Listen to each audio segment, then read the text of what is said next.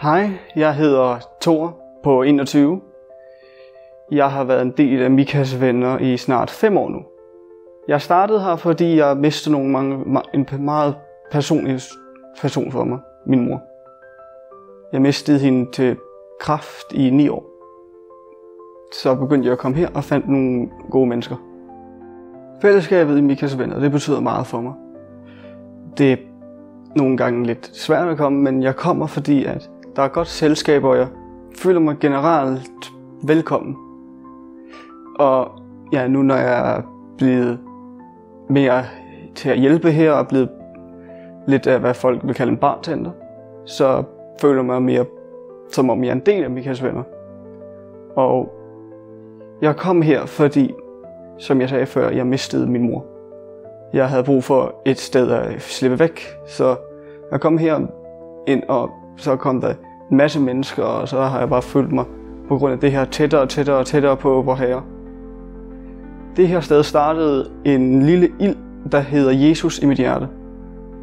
Og jeg er også blevet døbt her.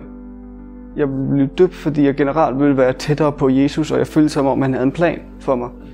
Det var også derfor, jeg begyndte at bære et kors rundt hele tiden. Jeg ville have lyvet ved, at jeg ikke havde sagt, at det havde været svært nogle gange at føle ham.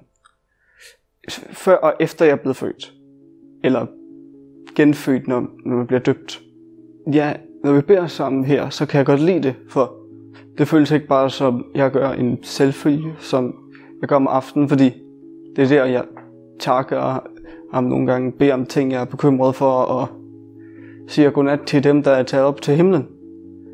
Det føles mere som, når vi beder sammen her, at vi rent faktisk prøver at hjælpe nogen.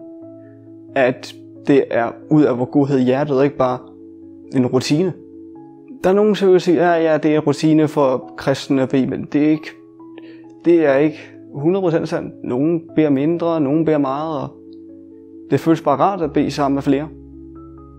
Jeg havde engang en oplevelse, når jeg var i en anden kirke end Rønne Vineyard, hvor jeg hørte en stemme, der var så tydelig, som om at den nærmest var i mit øre, men der var ikke nogen. Jeg havde en stemme i mit hoved og lidt i mine ører, der sagde, kom hed. Og når jeg hørte den, så vidste jeg, at han har en plan for mig. Og så begyndte jeg at gå mere og mere kirke og generelt være mere kristen. Jeg vil sige, at jeg er kristen fra min tær til mit hoved. Mit håb for Mikas venner er, at jeg kan få en masse folk ind som mig. En masse personer, som der ikke rigtig har følt, som Jesus ikke har været der for dig. Ja, nogle gange tror jeg desværre, at jeg får, når jeg bliver ked af det, så har jeg det, som om jeg ikke er der, men bare at have nogen, der kan finde Jesus, som jeg gjorde. For mig er Mikas venner ikke en gruppe. Det er ikke en gruppe venner. Det er som en familie under et stort hus af kristendom og Jesus. Og jeg har aldrig fortrudt at komme herhen. I mit hjerte vil Mikas venner og Jesus altid være. Og jeg håber, at igennem Mikas venner og noget andet, at I kan møde Jesus på den samme måde, som jeg har.